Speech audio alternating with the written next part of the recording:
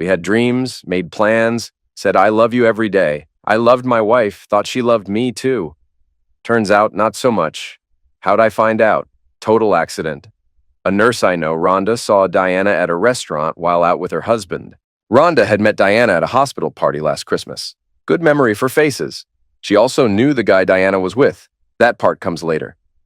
Anyway, I watched Diana and her friend walk through the hotel lobby and head for the elevator. I followed the light as it hit floor 12. That's where he booked the room. I checked my watch, sat down, and went over the plan in my head one more time. I was done being disrespected. Time to stir the pot. I walked to the front desk and asked to call Mr. Darren Ranger's room. Darren runs a landscaping business. Lives in town. Has a wife, 2 kids. Comfortable life. Comfortable enough to sleep with his loan officer, who just happens to be my wife. They'd been hooking up for nearly 2 years. 2 full years.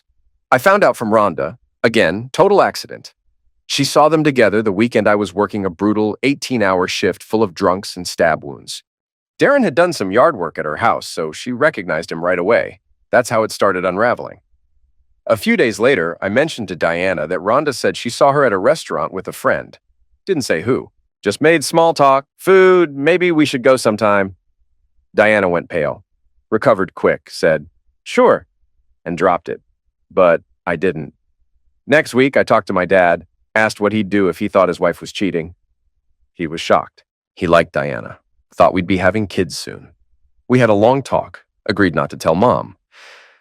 I left with a plan to cover my A. Then I spoke to my boss at the hospital, told her what was up. She knew Diana too. Didn't say much, but I could tell she wasn't surprised. She gave me a 3-month break, said I needed time, even set me up with the staff shrink. We talked. She agreed I needed out for a while. After that, I hired a PI. They didn't take long. Week tops, got the full story. Hotels keep records, and $100 gets you a lot of truth. Turns out Darren had been booking the same room at the Hilton almost every week for 2 damn years, always with the same woman. The clerk pointed at Diana's photo and said, that's her. Next move, hit the bank. Not hers, mine. Pulled everything I could without closing the account. I had my own card. She couldn't touch it. So yeah, I knew where she'd be that night. Dinner, hotel. She thought I was stuck at work again. Darren had to get back to his wife early, so it wouldn't be an all-nighter. Once Diana left that morning, I packed up, took what I needed, put some gear on my bike, loaded a few boxes in the Subaru, asked Dad to come get it and keep it at his place. Didn't take much. Just what I'd need on the road for a few months.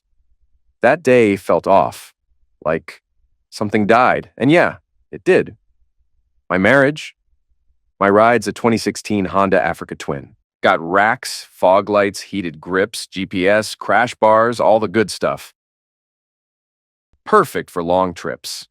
I packed light, couple shirts, rain jacket, toothbrush, iPad. That's it. No highways. I wanted back roads. Sleep in motels, B&Bs, eat local. Stop when I felt like it. My old man always said change is as good as rest.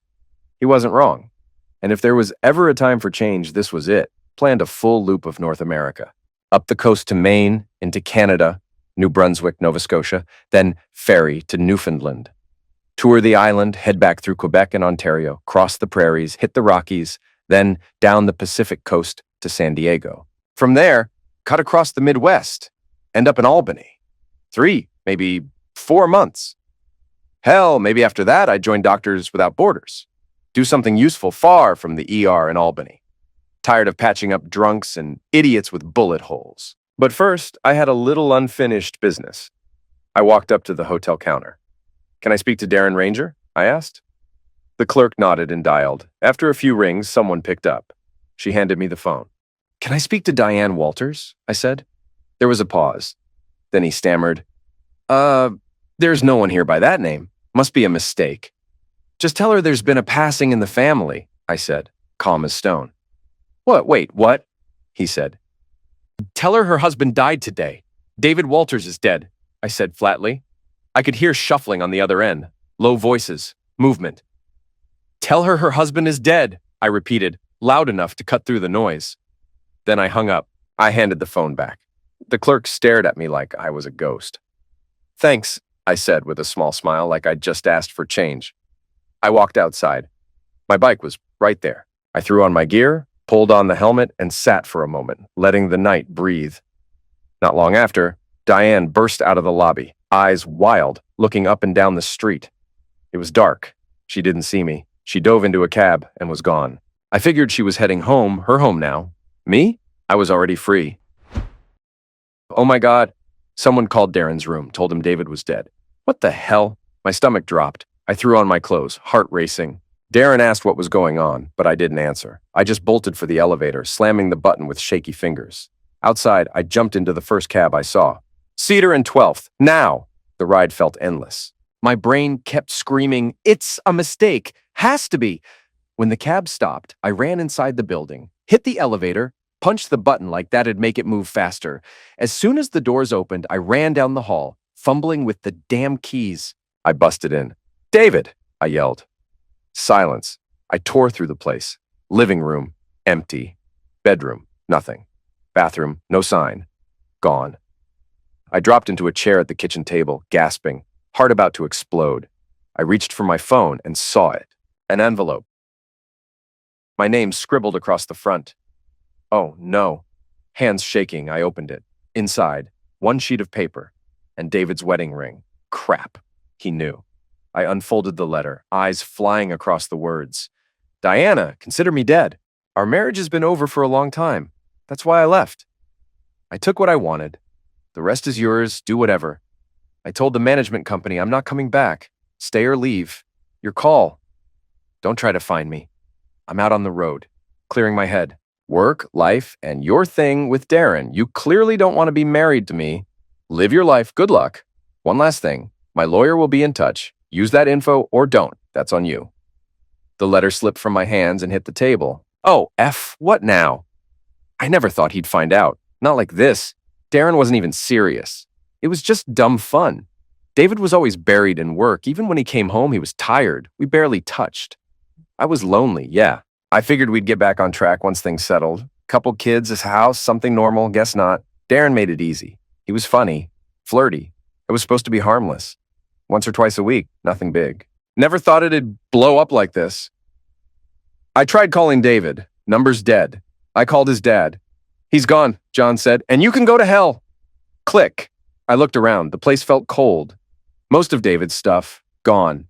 Closet, empty. Some books missing, a few black trash bags in the kitchen, his leftovers, stuff he didn't want. I sat back down, stared at the note, at the ring. I screwed up. I'd go see his family tomorrow. Try to explain something. I called a couple friends. No one knew where he went. They all thought he was still working overtime at the hospital. I tried his brother's place. No answer. Didn't have their cell numbers. Damn it. I grabbed a half-finished bottle of wine from the fridge, poured a glass, sat down again, looked at the ring, looked at the letter, and realized I burned it all down. I left early the next morning and drove straight to David's parents' place. His car was out front. Maybe he's here. I rang the bell. His mom, Miriam, opened the door, saw me, slammed it in my face without a word. I rang again. And again. I wasn't leaving. A few minutes later, his dad opened up. John. Normally a decent guy. Not today. His eyes were ice. "What the hell do you want?" he snapped. "Please, John. I need to see David. Just ask him to come out." "He left last night," John said. "Gone. Don't know where. And if I did, I wouldn't tell you." "Please," I said. "I need to talk to him. I know we can fix this if he just—" "You cheated," John cut in, "with another man, and now you think he's gonna just hug it out? Get off my porch. We're done with you." He slammed the door. I sat on the steps. Numb. No plan, no clue. After a minute, I rang again. The door opened fast this time. John looked pissed. Before he spoke, I blurted, "Just tell him I'm sorry. Ask him to call me, please." He said nothing. I walked back to my car, sat there, waiting, hoping. The door never opened. When I got home, I saw a letter taped to the door. My chest went tight. It was from David's lawyer, Leanne Collins. It spelled everything out. I was off David's health insurance. He'd emptied the joint accounts. Life insurance, now named his parents. No more contact. If I had something to say, send it to the lawyer. She'd decide if David saw it. Last line hit hardest. Under state law, I could file for divorce on grounds of abandonment in 1 year. Or sooner if I got my own lawyer to deal with hers. Have a nice day. That was it. Done 8 years together, 4 married, and he was gone. And it was my fault. I spent the whole weekend calling anyone who might know where he was. His brother, friends, coworkers. Nothing. I even showed up at the hospital. That's where I saw Rhonda, one of the ER nurses. She gave me a look. I'm slammed, she said. Come by my place tomorrow. Next day, I showed up. She let me in. Water okay? She asked. That's fine, I said. I needed to think straight. She didn't hold back. Told me she'd seen me and Darren at that restaurant. Said David came asking, so she told him what she knew. Darren was married, had kids, and once did some landscaping at her place. That's it.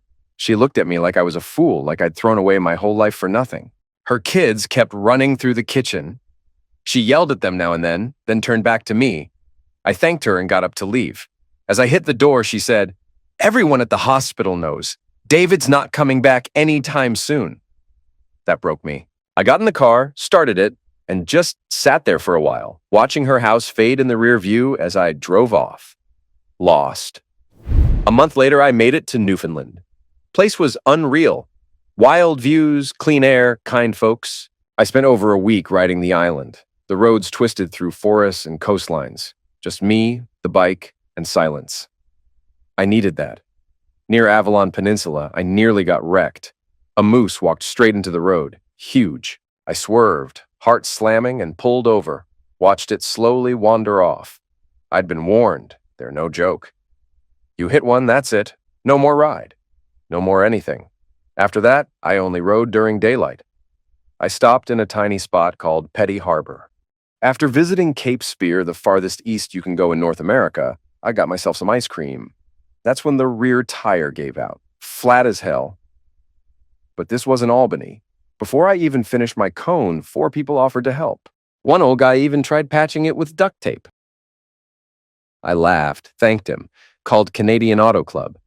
They sent a truck and hauled my bike to a shop in St. John's. St. John's was nice. Bigger town than I expected. Chill vibe, good food. I checked into a small hotel near downtown, did laundry, slept in, took a damn break. The hotel had a bar too. Bonus. Next day, I swung by the shop to ask for a small upgrade. That's when I met her. Emma Fisher. She was German, also riding a bike. Lean, tall, with dark wavy hair and eyes that watched everything. Even in riding gear, she looked sharp. Kinda like that woman from Mission Impossible, but with a hot accent. She said, You ride solo? Yeah, I said. For now, she smiled. I'm heading to Africa. I blinked. Wait, like the continent? Yes, she said. I ship the bike from here. I fly to Morocco, then I ride. I laughed. Damn. And I thought I was chasing something. We talked about bikes, roads, freedom. I asked when she was leaving. In 3 days, she said. Want to grab dinner before you go? I asked. She nodded. Sure. We met at this place called the Salty Cod. Perfect name. We ate, drank, laughed. She had that kind of energy that pulls you in without even trying. That night, I woke up in bed with her beside me, her hand on my chest, her hair spread out on the pillow. She looked peaceful, real. I laid there thinking, damn, it's been a long time since I felt this good. Next day, we spent it all together, talking, riding, laughing. Every little thing she did got to me. Her voice, her grin, the way she looked at me. Later, I told her everything. About Diane, the affair. The lies, she didn't flinch, just listened. She told me her story, too. She'd already ridden over 40,000 kilometers across Canada, planned to do 20,000 more through Africa before heading home. That night, I couldn't stop thinking about it, her, the road. A whole new ride. I called my dad. Hey, I said, might head to Africa. Pause. You serious? He asked. Yeah, thinking about it. We talked for almost an hour. At the end, he said, son, do what you gotta do. It's your life. Mom even chimed in, follow your gut. Dad once told me, fathers are where kids' dreams go to die. I used to think it was a joke. Now I get it. But this time he didn't stop me. Just let me breathe. He always pushed hard work and sticking in your word. That's how we grew up, me and my brother Paul. He's 2 years older, married, 3 kids. Works with dad in the construction business, builds houses. Good at it too. His wife, Marcy, quit her job to raise their kids. My folks love her. Spoil the grandkids rotten. Anyway, back to the plan. Next night, I asked Emma if she'd be cool with some company on her ride through Africa. I didn't know if she had a man, a husband, or someone waiting for her on the other side. Didn't matter. I took the shot. He who dares wins, I thought. So, I said, watching her, what would you say if I told you I want to come to Africa with you? She smiled. That same spark in her eye. Are you saying you want to come to Africa? Yeah, I said. No games. She tilted her head. What happened to your ride around North America? You, I said. You happened. You made me see things different.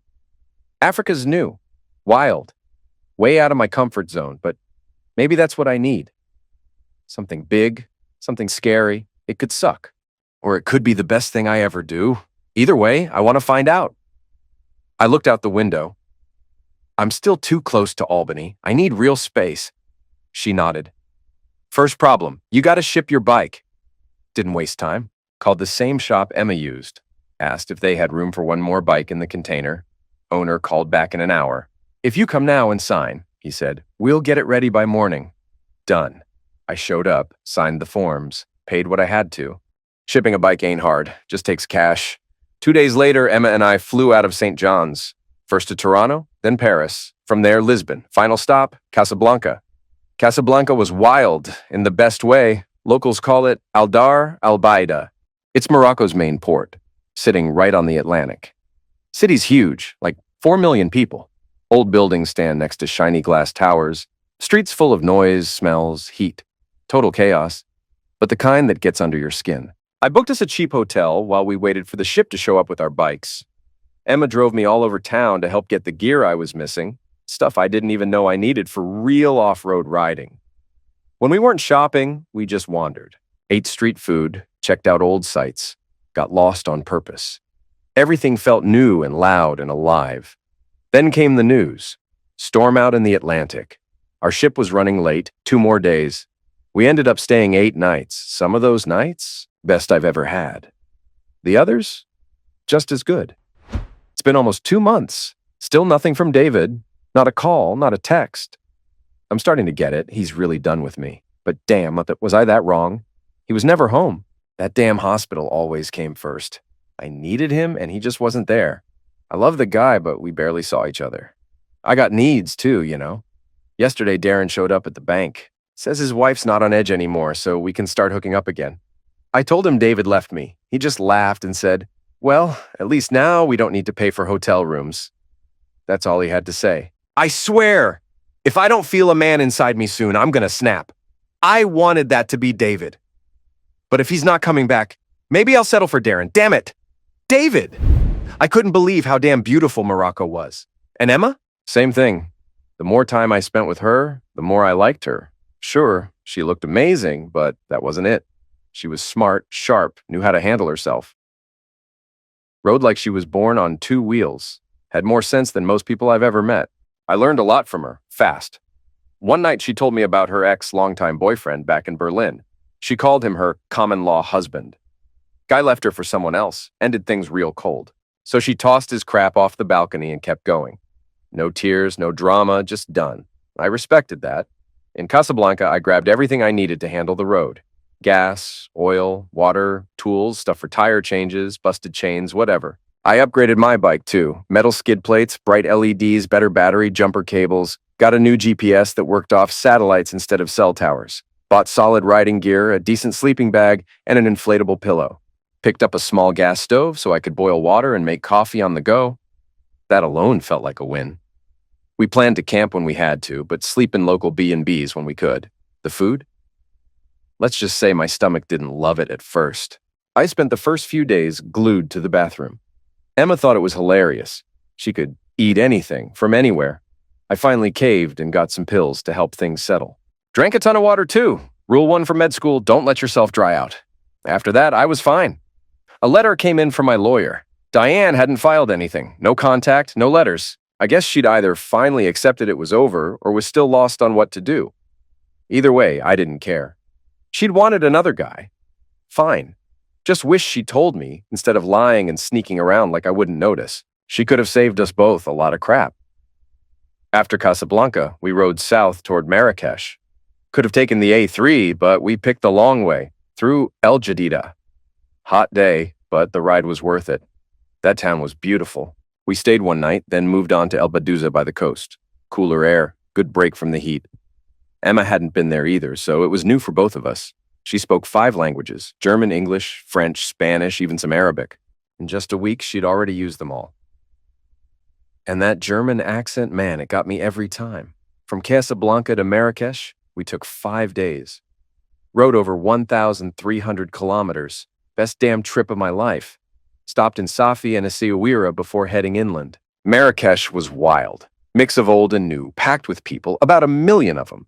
Neither of us had been before, so I told Emma, let's stay a few days, be tourists. We found a cheap hotel with locked parking for the bikes. I wasn't about to lose mine to some street kid with a wrench. We checked on them every day. All good. Emma's BMW F800 GS was loaded.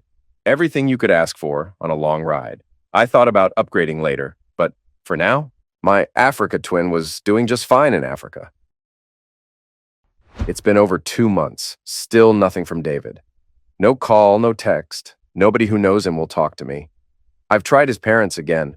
They won't even open the door anymore. Just slam it in my face. I called his lawyer. She just said, you filing for divorce or sending a letter? A letter? What the hell would I even write? Hey, I miss you. Also, I cheated. Want to talk? Yeah, right. I'm not ready to file. Not yet. I still want to talk to him. Just hear him out. Maybe he still wants this. He was a good husband. I know he'd be a great dad if we ever got that far, but now he's just gone. No goodbye, no reason. Just vanished. And yeah, I've had a few guys over since. One-nighters. Does that make me trash? Maybe. Maybe not.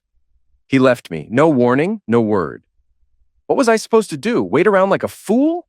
Darren showed up at the bank again. Thinks his wife's chill now, so we can pick things up. I told him David left me. He just goes, cool, no more hotel bills. Your place works. That's what I get. I need someone. I wanted it to be David. But if he's not coming back, I might have to settle, damn it, David. Africa's a whole different world from what I knew. New smells, new roads, new rules. But deep down, it's the same. People just want to feed their families, keep a roof over their heads, stay safe. Same as back home. Not every place here is stable.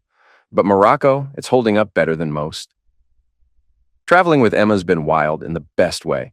She's strong, smart, fearless, never still for long.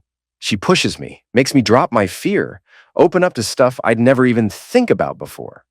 Back home in New York, things were easy. Safe house, good schools, solid family, mom, dad, older brother. Not everyone gets that. Out here, people live with less, but still take pride in what they have. This whole trip's a wake-up call, and I'm lucky to be living it with Emma. She's not just a riding buddy. She's my girl, wild, bold, real as hell. Not reckless, just sharp. Always thinking ahead. I'm hooked. On her. On this whole life. We left Marrakesh and started heading to Laayoune. About 900 clicks south, took the coast road. The ride was insane. Empty stretches of land, hot air, wind in our faces. But it's no joke. You've got to stay sharp out here. My American passport doesn't carry much weight. Cops and guards out here don't really get why a guy from the US is riding through the desert on a bike. One border guy asked why I left America. I just pointed at Emma. He laughed. Yeah, okay, he said. We camped 2 nights on the way. Pitched our tents far from the road. First night, I barely slept. Every damn sound had me on edge. Second night, I passed out hard. Woke up to the smell of coffee Emma made on our tiny stove. Life was better. Out here, it's all about the basics. Gas, water, food. We filled up when we could and always paid in cash. No showing off, no pulling out big bills. We didn't want to look like easy targets. And yeah, this place can be dangerous. But so can parts of the US. 2 riders on pricey bikes can catch the wrong eyes anywhere. My gear protects me in a crash, but not from a knife, or worse. I've seen what those can do. The ride through Western Sahara and Mauritania? Insane. Dusty, dry, brutal, and somehow still beautiful. We talked the whole time through our helmet comms. Emma knew everything. About the land, the towns, the people. Turns out she used to be an editor for a travel mag. Did her homework. She talked a lot, but I never minded. Her voice, it got in my head. Hot, smooth. I swear she could read a cereal box and I'd still get turned on. Sometimes it was hard to focus on the road. Our next goal was Dakar, Senegal. Over 1,800 kilometers of heat, dirt, and grit. Took us 4 days. Dust got everywhere. Emma kept reminding me, drink water, at least 10 times a day. I had a 4-liter Camelback and still drained it daily. Sometimes I had to stop and piss on the side of the road. So did Emma. One time I tried to snap a pic of her squatting. She saw me, chased me down, grabbed the phone. I nearly died laughing. I could go on, but you just keep hearing the same thing. Endless road, gas stops, heat. We carried spare fuel, and more than once we needed it. My Africa twin drank more gas than Emma's BMW, so I started looking into an extra tank. We had one breakdown, lost 3 hours fixing it on the side of the road. That's part of the deal. We camped 3 nights, no showers, just sweat, dust, and body heat. And somehow we still found time to be close, intimate. Didn't matter how we smelled. Making love in a tiny tent, sore, dirty, tired as hell. It wasn't glamorous, but it felt real, powerful. We stayed away from certain spots, sure. We weren't animals, but our hands knew where to go. We wiped off with cloths and a little soap, maybe a cup of water each, just enough to clean what mattered. Brushed our teeth, called it good. That was the new normal. And I didn't miss the old one, not for a second. We crossed into Senegal at Diama. Everyone said skip Rosso. Too many hands out for bribes. Diama had a bridge and way fewer hassles. Just past the bridge was St. Louis. Not the one in the US. This one felt like a different planet. The city was split into parts, some on islands. First thing we saw, poverty. Rough, raw. But once we crossed the bridge, we hit a wealthier area. Clean streets, nicer homes. We found a spot called Hotel de la Poste. Cheap, but solid. Bikes locked up, showered, cleaned our gear. Right next to a big government building, so cops were always around. Safer that way. I need a real bed, I told Emma. She grinned. We both do. We stayed 2 days. Didn't sleep much. Spent most of it tangled up in bed, taking breaks only to swim, eat, or do laundry. Place even had a laundry room. Felt like luxury. Yeah, I know how it sounds. American guy kicking back in Africa.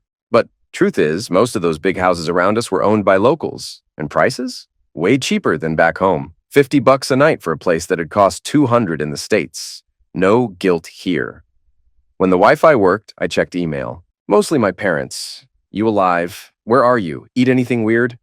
Then one from my lawyer, Diane had written. Wanted to know where I was when I was coming back. I'd already told my folks and lawyer not to give her anything. She hadn't filed for divorce yet. Still, she will, I told myself. She's the one who needed a side guy. Let her file. And if she didn't by the time I got home, I'd do it myself. I was ready to move on. Emma was something else. I didn't know where it was heading. She had her own path. But meeting her back in Canada, best accident of my life. We kept riding south. Next stop, Dakar. I'd read a bit online. Capital city, 4 million people. When we rolled in, the contrast hit hard. Shiny Mercedes cruised next to beat-up scooters. Mansions around the corner from tin shacks. But somehow, it worked. No fights, no tension. Just people trying to live, same as anywhere else. I thought, this world isn't so different, just stripped down to the truth. Maybe I had Diane to thank for that. Her cheating kicked the door wide open, made me see beyond my old life. With Emma beside me, I said, let's get a place on the beach. I need a break after St. Louis. She hesitated, maybe thinking about the cost. I knew she didn't have much saved. I got it, I said. My treat. We stayed 3 days. Played tourist, sat in the sand, watched the sun go down. Emma turned to me. Traveling with you makes me really happy. I looked at her. You're saving my life, I said. Giving me a new one without even trying? It was perfect. Then life came knocking. I checked email again. One from Dr. Laura Johnson, head of ER back in Albany. David, hope the break's been good. We agreed on 3 months, maybe 6, but that needed both sides to agree. I need you back. We're short-staffed. Someone's sick. I can cover for now, but not for long. You have to be back by the 1st. Call me. Sorry to cut this short, but we really need you. Laura. Well, crap. Good things don't last. And this trip? No exception. I didn't answer right away. Just shut the email and stared out at the water. I still had time left. So I rode. Albany, New York. Dave! Yo, Dave! I heard my brother Paul's voice cut through the hotel lobby noise. I'd just flown back 2 days ago and was still getting used to being stateside again. I turned and saw him walking over with a big grin. Holy crap, man. You look good. Where the hell you been? Overseas or something? I laughed. Yeah, something like that. How'd you know I was here? I asked. I didn't, he said, still grinning. Got a client meeting here in like 10. Mom and Dad said you were off work but didn't tell me or Marcy where you ran off to. And what the hell's up with Diane? I sighed. Long story. He clapped me on the back. You're coming to my place for dinner. No excuses. You're telling me everything. I didn't argue. All right, I could use a real meal. We caught up a bit, then I told him I had to swing by the hospital. As we split, he pulled out his phone, probably calling Marcy to tell her I was coming. Then Mom, maybe Dad. I didn't ask him not to call Diane. Didn't think he would. It was a short walk from the hotel to the hospital. Cool air, clear sky. One of those mornings where it feels like anything could happen. I passed the building where Diane worked. Of course I did. Life's got a sense of humor like that. At the hospital, Dr. Johnson greeted me with a firm handshake. David, good to see you. Then she raised an eyebrow. Got a weird letter last week from the Senegalese government. Said thanks to an American doc for helping St. Louis. That's you? I smirked. Yeah, long story. I gave her the short version. The family on the scooter, the propane tank, the chaos. She listened, nodded. Well, she said, sounds like they were grateful. The ER chief gave me the rundown and handed me a new schedule. I was back on tomorrow, 6 days, 12-hour shifts, great, which usually meant 18 hours. Crashes, drunks, stabbings, same old grind. But that night, I was getting dinner with my brother. A warm meal, cold beer, maybe see the kids. I was ready for that part. When I walked into Paul and Marcy's place, she hugged me tight. David, you okay? We missed you. I'm good, I said, smiling. I handed out some small gifts for the kids, stuff I picked up in markets. They ran off happy. The grown-ups sat down. Marcy didn't waste time. All right, what happened with Diane? Why'd you bounce? I laughed. Nice to see you too, Mars. I glanced at the fridge. You got a beer in there? Paul nodded, already on it. He came back with 3. We sat. So, I said, what did Mom and Dad tell you? Marcy frowned. Nothing. I even called Diane once. She wouldn't say damn. She just wanted to know where you were. I leaned back on the couch. Well, buckle up. I gave them the quick and dirty version. Skipped the ugly details. The cheating, the lies, the PI's report. They didn't need all that. Just the basics. Diane cheated. I found out. I left. Done. We ate dinner, had a few more beers. Paul and Marcy kept asking about the trip. I told them about the ride, the roads, the food, the people, and Emma. I told them how we met, how we traveled together, and how she was back in Berlin now. And me, back here, trying to figure out what came next. After dinner, I said, I need to find a place to stay. Got to sort out the divorce, figure out what's next. Africa had changed me. I couldn't just go back to clocking into the ER and pretending everything was fine. Being back in Albany reminded me how broken things were, how fast Diane tossed me aside for some other guy. I didn't say that part out loud, but it hit me hard. She fooled me for a long damn time. I'd never let that happen again. That's one thing I learned out there, on the bike, in the dust. There are good women in this world, women who'll be straight with you, who won't fake love while sneaking around with someone else. If Diane didn't want me, she could have just said so. We could have ended it clean, but no, she lied, played the game. And now I was done playing. I grabbed an Uber back to the hotel and crashed hard. I needed the sleep. Tomorrow, I had to start looking for a place to live. Didn't take long. After a few days, I found a small one-bedroom near the hospital. It was already furnished, which was perfect. I wasn't trying to buy couches and dressers. The spot was simple, clean, and had underground parking. No doorman, but decent security. Only a few blocks from the old place I used to share with Diane. Funny how life loops back sometimes. Getting back to the ER felt like slipping into old shoes. Still fit, still worn out in the same spots. Same crap, different shift. Bangs, car wrecks, stabbing, strokes. Round the clock. People here eat like crap, sit too much, and wonder why they're always sick. I kept thinking about Africa. Less food, but better health. People walked more, ate real meals, took care of themselves, because doctors weren't always an option. Here? At least the insurance pays my bills. 2 weeks after getting back, I called my lawyer, Leanne, set up a meeting. 3 days later, we sat down to talk divorce. There wasn't much to split. I told her Diane could keep the apartment and all the stuff in it. Already said that when I left. Leanne just nodded. She'd already drafted the paperwork. I told her to file it. What threw me? Diane hadn't filed yet. Thought she'd be quick to cut me loose and move on with her life. Guess not. Either she was stalling or still confused. Whatever. I was done waiting. After the meeting, I went back to the apartment. It hit me. Outside of work, my life was quiet. Too quiet. With my bike still months away from getting shipped back, I decided to get a new one. Started browsing, read reviews. A few days later, I hit up 2 KTM dealers outside the city. On my next day off, I pulled the trigger and bought a KTM 890 Adventure R. Added some gear, racks, extra lights, quick shift, the works. Not cheap, but I had the cash. And honestly, what else was I going to spend it on? Someone at the bank told me David was back. They knew a guy at the hospital who saw him. I tried calling his parents again, same response, back off. I was desperate, so I parked outside the ER, hoping I'd catch him. 4 nights I sat there, watching the entrance. That place never stops. Sirens, ambulances, people rushing in and out, nonstop chaos. Second night I got bored, brought snacks and a book. But nature called, so I went inside. Wandered around a bit till a security guy stopped me. "You lost, ma'am?" he asked. I paused, then just asked, "I'm looking for Dr. David Walters." He gave me a tight smile. "Doctor info's private unless you've got an appointment. You'll need the main desk." I nodded, said thanks, and left. Still nothing. 4th night it happened. I saw him, David, walking from the doctor's lot into the building. My heart nearly exploded. I opened the door, ready to shout, but he was already inside, gone. But that was enough. He was here. Now I just had to find a way to talk to him. Few days later, I got home and saw some guy in a suit standing outside my building.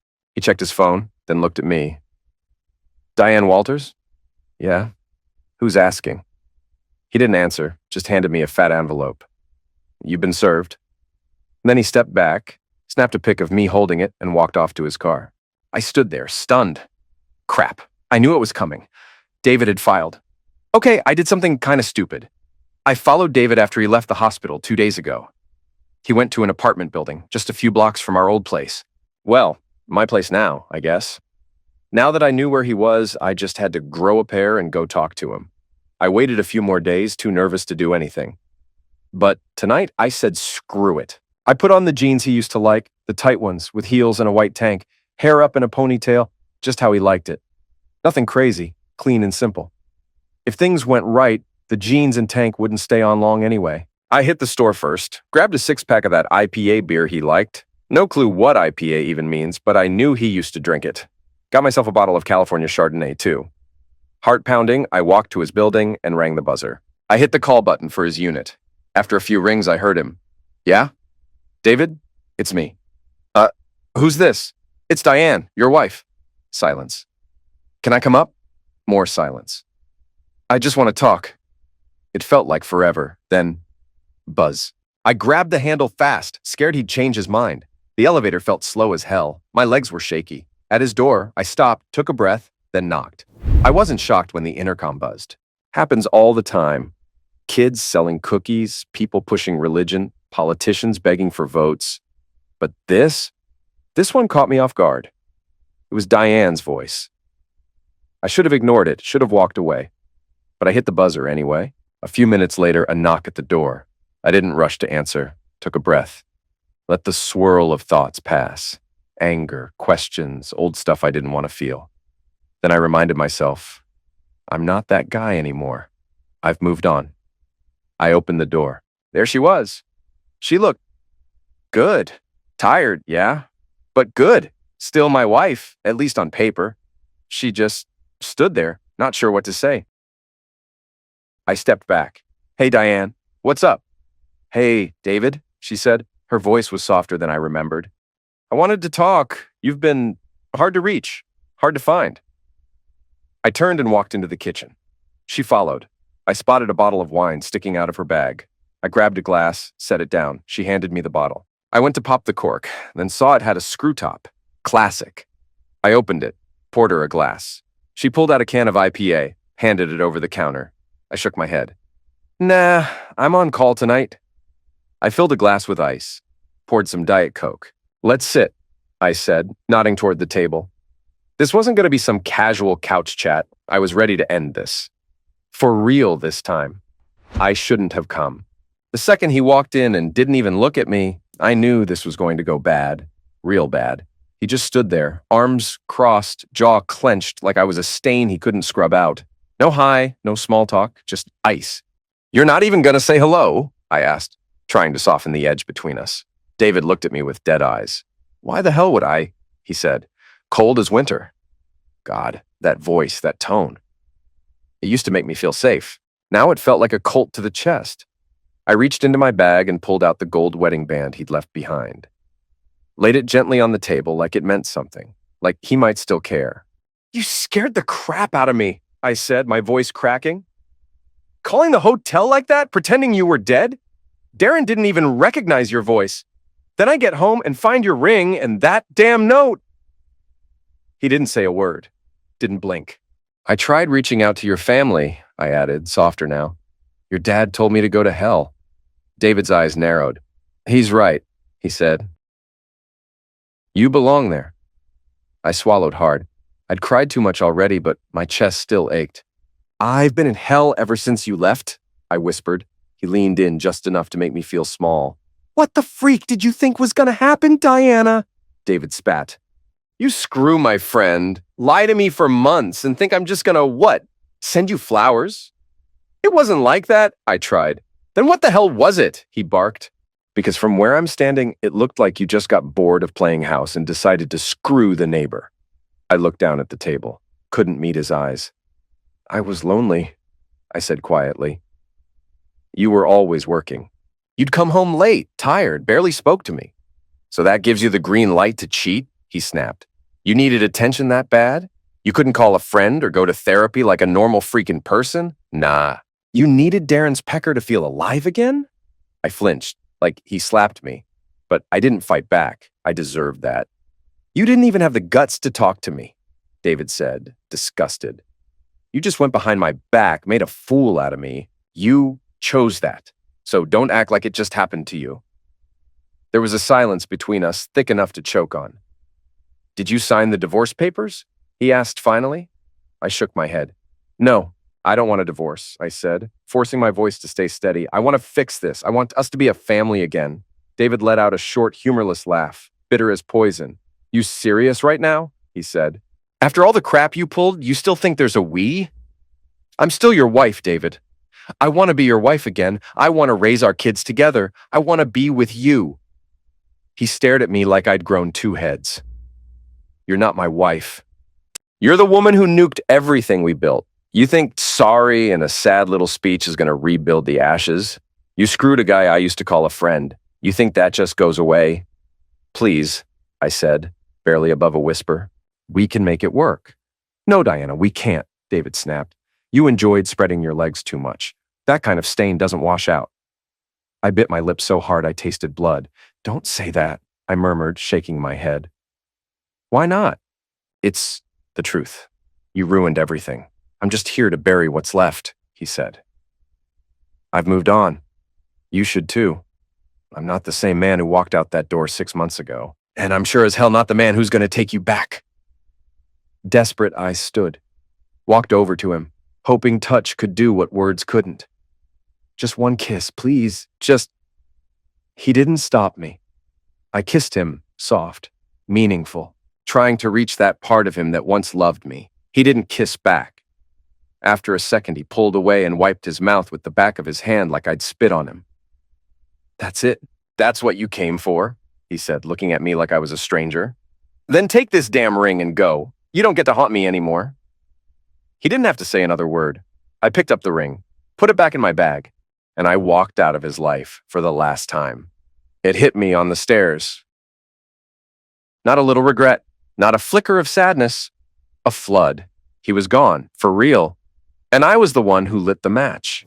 Finally, I'm divorced. Got the paper in my hand to prove it. It's done, thank God. Feels like I can breathe again. Time to move forward. But first, a few loose ends. Emma's been calling, texting, sending videos. Most of them are clips of me doing dumb crap, dropping my bike, almost plowing into cows because I wasn't paying attention. She laughed so hard she cried. The cows and the bike were fine. My ego, not so much. We talked a few times. I told her about Diane showing up, wanting me to forgive her and pretend it all never happened. I said no. The moment I found out how deep her affair went, it was over. That was the moment I started walking away from my old life. Emma didn't say much, but I could tell something was on her mind. She said she'd email me soon. Something about an announcement in a couple of weeks. Wouldn't give me details. I figured it was about her book. A week after the divorce, I was at Albany Airport flying out. First to Chicago, then London, then Berlin. 15 hours total. I'd land the next day around noon. I needed to see her. It had been almost 2 months. I didn't know if there was still something between us. But I had to find out. If not, fine. I'd head back and figure out the next chapter. Doctors Without Borders had openings. Pay wasn't great, but it wasn't about the money. The only issue was the loans I still owed my folks. I'd have to sort that out. I landed at Berlin-Brandenburg, cleared customs, grabbed my bag, and caught a cab. I booked a room at a nice hotel in Alexanderplatz. Clean, modern, way nicer than the hostels Emma and I stayed in back in Africa. Showered, grabbed a bite, then set out to find the place where she worked. I knew it was downtown. No clue where exactly. Google Maps saved the day. I punched it in and started walking. Around 4 p.m., I got there. Her building was sleek, all glass and steel. I told myself if she didn't want to see me, I'd just play tourist for the week. My heart was pounding as I stepped inside. Found her company's name in the directory and took the elevator up. At the front desk, a young woman looked up. "Hi," I said. "Is Emma Fisher here? Can I see her?" She blinked, then reached for the phone. Spoke fast German I didn't understand. Then she looked back at me. "Emma, or someone, will be with you shortly," she said, pointing to the waiting area. "You can sit." I nodded and sat. She picked up the phone again, lowered her voice. I caught the word American more than once. She kept glancing at me like I was either a threat or someone famous. More women passed by, sneaking looks. I felt like I was on display. Was this how they treated all visitors, or just strange men with big bags and travel-worn boots? Then another woman, same polished look, walked up. "Dr. Walters?" "Yeah." "Follow me, please." I stood. Her heels echoed on the floor as we walked down long halls. I caught more glances. Either I looked like hell, or I'd just become the day's hot office gossip. After a weirdly long walk, Emma turned the corner. Her smile lit up everything. She ran the last few steps, wrapped her arms around my neck, and kissed me. Hard. Everyone saw. "David," she said, breathless. "When did you get here?" "A few hours ago," I said, still catching up to her energy. "Got a room, cleaned up, didn't want to show up looking homeless. Figured security might toss me. I half expected her to ask why I was here. That would have told me if I was just a memory now, if those nights in Africa were boxed up and buried. But she didn't ask. She grabbed my hand and led me down another hallway toward the editing room. She wanted to show me what she'd been working on. She wore a long black skirt and a crisp white blouse.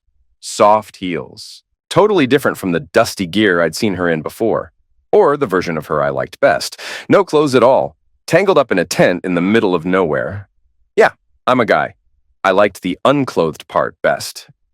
But the truth? It was all part of what made me fly halfway around the world just to find her. I figured I'd just roll with it and see how the day played out. We talked about her book, the videos she was editing. Some would go on YouTube, but most were for the publisher's site. Pay to watch. "You got time for dinner?" I asked. "I want to talk about more than just your job. I've got stuff to share too." She looked at me. "How long are you staying?" 3 days. "Maybe more if I push the flight back." Her face lit up. "I want you to meet my family. I told them about you. They're excited."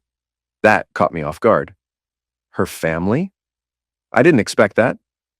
"Oh, sure, I guess," I said, trying to keep cool. "But first, I need food and a solid German beer." "I'm coming with you now," Emma said, no hesitation. We walked out together, heads turned as we passed. Emma held my hand tight. On the way to my hotel, I asked, "You live close?" "Couple blocks," she said. I had a weird flash. What if she had a husband? She could have kept that hidden in Africa. Now we were back in the real world, and I realized I didn't know much about her. But I didn't push, just followed the moment. We got to my room. I turned to ask her something, but she grabbed me and kissed me hard. Clothes hit the floor fast. The bed caught us. It felt like fire and comfort at the same time. Her body, her smell, the sound of her breathing, I'd missed all of it. Truth was, I'd been holding my breath since I left Africa. Right then, I let it go. She felt like home. Hard to believe that just a week ago I was dealing with divorce papers and thinking about my mess of a marriage, and now I was with someone who made me feel alive again. By 9 p.m., we showered and headed to eat. The hotel had a solid restaurant, and hey, it's Germany. Good beer was easy to find. Emma ordered a Diet Coke. That surprised me. No beer? I asked. She shrugged. Not tonight. We sat down. So, I asked, why do your folks want to meet me? She smiled. I told them about our trip in Africa. They're curious. Plus, you're American.